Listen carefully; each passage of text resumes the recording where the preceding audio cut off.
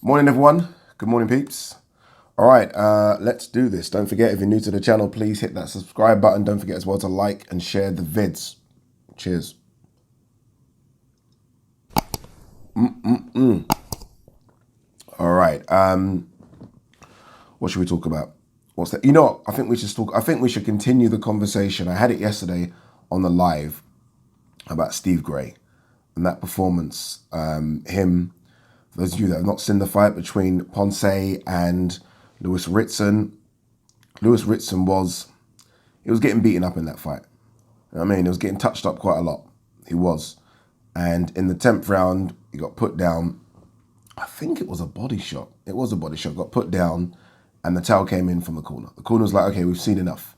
It's not as though it's been a back and forth fight, and he's had Ponce in trouble, and Ritson's had his like it wasn't that. It was just a case of he was getting beaten up in that fight. He went down, the towel came in, and Steve Gray saw the towel and threw it back out. And let the fight continue. In fact, let me give you exactly what happened. The towel came in, Ritson turned around and, a bit of a strop. He's not happy. No one's going to be happy with a towel coming in. Ponce decided to celebrate. Steve Gray threw the towel out. The fight continued. Ritson went down 2 further times. I mean, come on, man. Come on, Steve. I know he went into the change room after, and everyone's like applauding him for going into the change room and explaining his actions. The danger of doing that. The danger of doing that is all it took was Ponce to land something really nasty after the towel came in, and Steve Gray is fucked. Steve Gray is fucked. Imagine, and thank God it didn't happen, but imagine Ponce landed something horrible. Like, I mean, I'm talking dangerous. And Ritson gets knocked out and stays down for a long time. I mean, Steve Gray would have regretted that decision for the rest of his life. I think his argument was that he felt that maybe Ritson had a bit more. He felt that it was only a body attack as well. If it was a couple of headshots, he would have stopped it. You just don't do that. You just don't make that decision.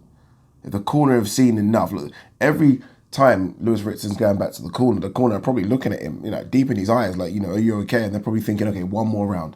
I think even Matthew Mackley was on commentary, and he was saying that the corner would have said to him, all right, this is the final round for you to show us what you've got.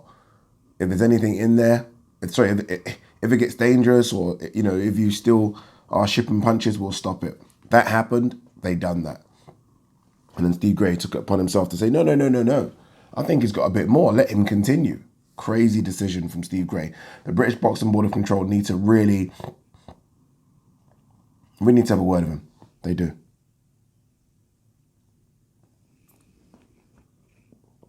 I mean, some have rightly said that there have been times in the past where a towel has come in and the referee has thrown the towel away, and the guy that was getting beaten up has almost made a miraculous recovery and he's gone on to win the fight.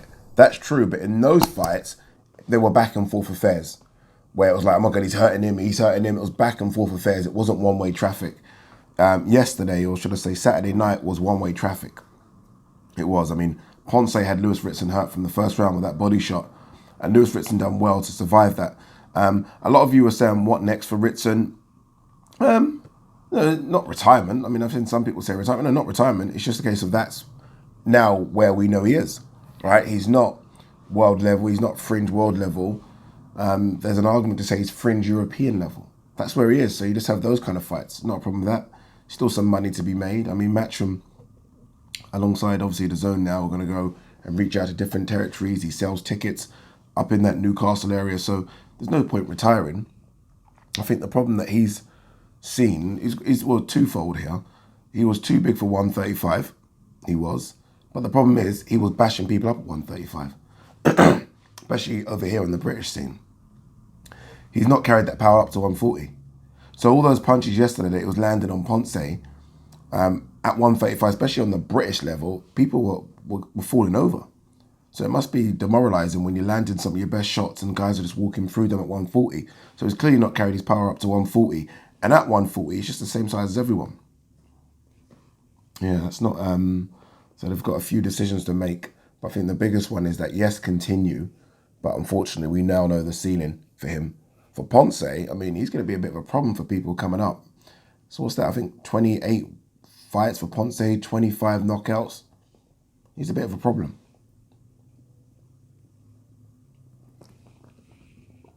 He's a busy bee as well, isn't it? Doesn't stop moving.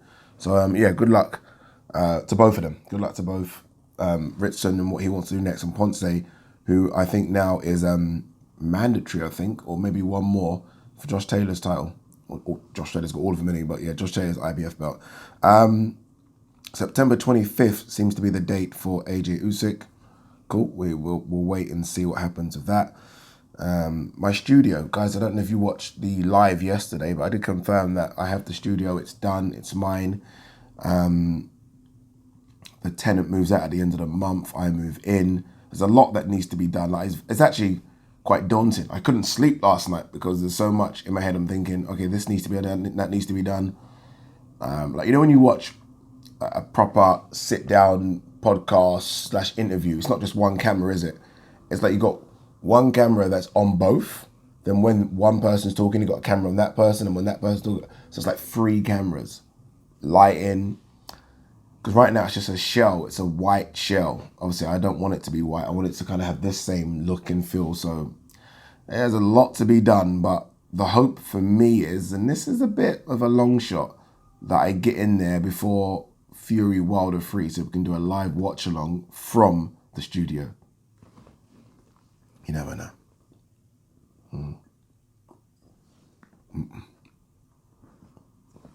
You never know. All right. What shall we talk about?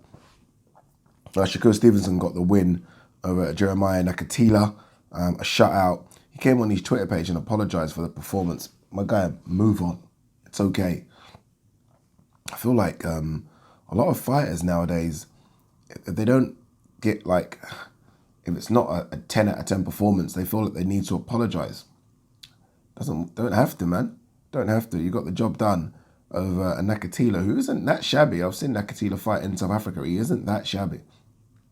But he got the job done and he moved on. I think there's these comparisons for some reason with Floyd that might need to stop. He's not the next Floyd. He's the next SHAKUR Stevenson. It was almost like, and I mentioned this the other day, like when Devin Haney beat Jorge Linares, and obviously Haney got wobbled. I think we all saw that in the latter rounds, and everyone was like, "Oh, you know, Haney's a bit suspect." I'm like, "Geez, you can't even lose a round nowadays. You can't even be hurt or wobbled. What is going on?" Every great has been hurt and wobbled. It's just the way it is. Boxing, man, it's crazy. It's madness.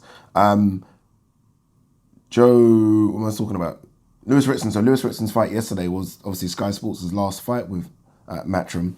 And I was thinking about some of the best Matchroom Sky Sports shows. There's been so many. I'm thinking about the great atmosphere ones. And obviously Klitschko, AJ springs to mind. The first Hey Bellew was incredible as an atmosphere. Groves, Froch Groves too. What an atmosphere as well. There's been so many good ones. So it's a shame that it's ending, but I think like you have to reflect on what has been a really good partnership. Like it's been such a good partnership. We've seen some epic events, like sold out O2 Arena, MEN, Echo Arena, fucking Wembley, Principality Stadium. But it's been really, really good. Let's hope we can still get some good events with Sky. Obviously, the ones from America are the top rating deal, but let's hope we can get some really good events here. And let's see what happens.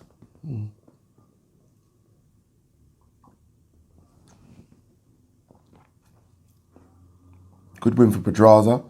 He's saying he wants all the big names at 140 pounds. This performance sent message to them. Maybe.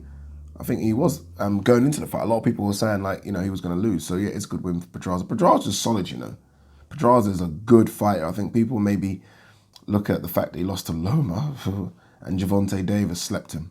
No shame in that. Pedraza's a good fighter, and I think him at a higher weight class is good for him because he's quite long and gangly. So 140 is an interesting division where the belts probably might get scattered very, very soon. So a lot of people could pick up belts. So I think it's good for him. Povetkin has announced his retirement, 41. Obviously last fought Dillian White. What a solid career. Solid career. Let's not forget as well, Olympic gold medalist way back when. Was it? I'm trying to think what games it would have been. Athens? Maybe? The same as Amir Khan, which is crazy, right? Amir Khan was in Athens, people. Which was 2004. I think it was Athens, 2004. Look, he had some great wins. Obviously, his biggest win has to be that Dillian White knockout. It has to be, right? I mean, Takam knockout was vicious as well. That's when he was definitely on the, you know what. Takam was good. Manuel Char, remember he took Char's head off pretty much, was good. Chagayev. But nothing's going to beat that Dillian White knockout. The punch, the execution, going in as quite a big underdog as well. And then, look, he even hurt AJ. I was there for that fight. Hurt AJ in, I think, the third round. So good performances. The way he decapitated David Price. Jesus Christ, man. This man was some vicious SOB. But yeah, I think it's the right time to retire. What's there to prove? He's not going to win a world title. There's too many guys around now for him to do that. So I think, and not only that, but he looked really poor in his last performance against Dillian White as well. I know he was coming off COVID, so that was probably the issue, but it looked really bad. So yeah, good luck to Povetkin, whatever he does next. Solid career. There's still worse than fights out there for him. Like, I would love to have seen Pulev versus Povetkin. I always wanted to see that fight, like 10 years ago. It never happened, so it is a shame, but I think at 41, it's the right time to say goodbye. Errol Spence says he was at 75 or 80% when he beat Danny Garcia. That's probably true, let's be honest. I mean, everyone said he should have gone into that fight on the back of a warm-up fight. Didn't happen. Took that fight after fucking nearly dying. So he probably was around 75, 80. Errol Spence is a very, very good boxer. Not as technically good as Terence Crawford, but what he lacks in that, he brings in just sheer grittiness and size and everything else. Do you know what I mean? Very, very good boxer. It's gonna be a bit. I'm getting intrigued, put it that way, about this fight with Manny Pacquiao. Well, I expect him to win, but I don't know, man. Pac-Man's a strange one, man. He is a strange one. A bit here about Ponce saying he was shocked that the fight continued after Ritson's corner threw in the towel. Yeah, look, they do need to, like, someone's going to need to look at that and really come down hard, on, wake up, Ade. I need to get out of here as well. Fucking 5 to 10, I need to be at TalkSport Towers at 11 o'clock. I need to quickly do this. Someone needs to come down hard on Steve Gray. You can't do that. You can't do that. Bob Aram, Fury will knock Wilder on his ass quicker this time than he did last time. Of course you're going to say that, Bob. Good fight though, innit? Good fight card. Like the fight on that card is the Jagba versus Sanchez. I'm surprised that's being made. That's a great fight. What's this? Yeah, Joyce versus Carlos Takam. I mentioned this on the live yesterday, targeted for July 24th.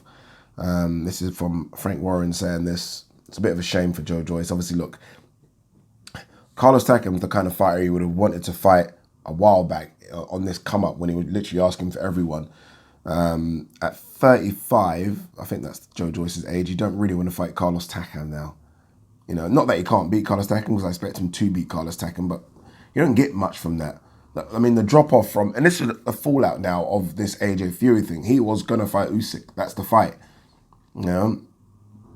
And it would have been a fight for the right to fight the winner of AJ Fury. And now all of a sudden he's fighting Carlos Takam. That's a big drop for me. That's a big, big drop. But he needs to have a fight. He's not fought since he beat Daniel Dubois. Daniel Dubois, like, fucking switched trainer, switched opponent, and still had a fight. Joyce hasn't done that. And recovered from that eye injury. Joyce hasn't fought. That's crazy. That's crazy.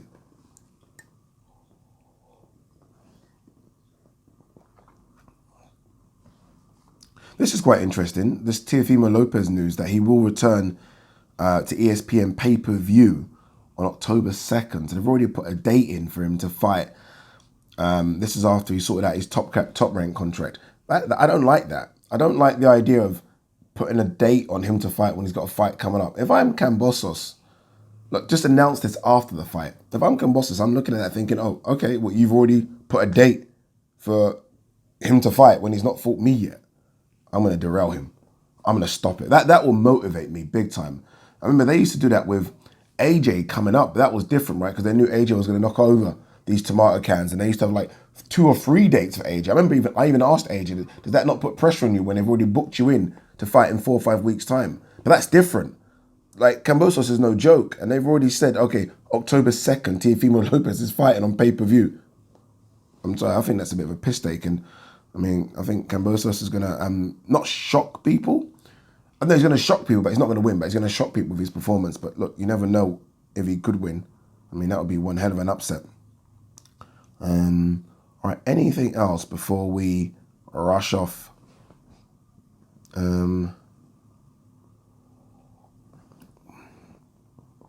don't think so. 2 seconds. Oh, God. Sean Porter here saying Logan Paul looked good.